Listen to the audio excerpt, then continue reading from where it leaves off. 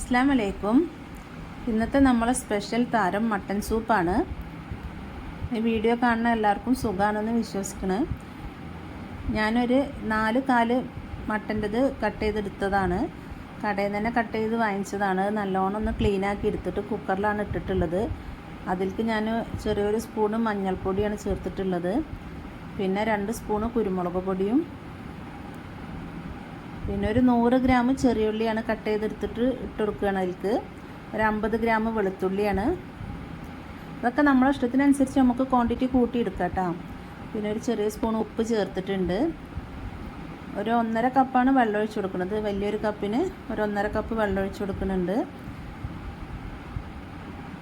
ഇത് ഞാൻ കുക്കറിൽ വെച്ചിട്ടാണ് വേവിക്കുന്നത്. ഇത് നമുക്ക് അടുപ്പിൽ കലത്തിൽ വെച്ചിട്ടും വേവിച്ചെടുക്കാം. ഞാൻ കുക്കറിൽ ഹൈ ഫ്ലെയിമിൽ 2 വിസിലും ലോ ഫ്ലെയിമിൽ ഒരു 10 വിസിലുമാണ് വെച്ച് ചെയ്തിട്ടുള്ളത്.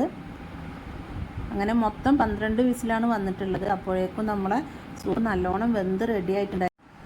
മട്ടൻ സൂപ്പ് കഴിക്കാൻ ഇഷ്ടമുള്ളവർ ഒന്ന് കമൻറ്റ് ചെയ്യണേ. നല്ല ടേസ്റ്റാണ് മട്ടൻ സൂപ്പ്.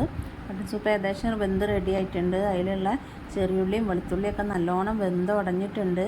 പിന്നെ അതേപോലെ അതിൻ്റെ കാലും നല്ലോണം വെന്തിട്ടുണ്ട്. നമുക്ക് കടിച്ച് പൊട്ടിക്കുന്ന രീതിയിലായിരിക്കണം അതിൻ്റെ എല്ലൊക്കെ. 12 വിസിലടിച്ചതുകൊണ്ട് ഹൈ ഫ്ലെയിമിൽ 2 ലോ ഫ്ലെയിമിൽ 10 ആണ് അടിച്ചിട്ടുള്ളത്.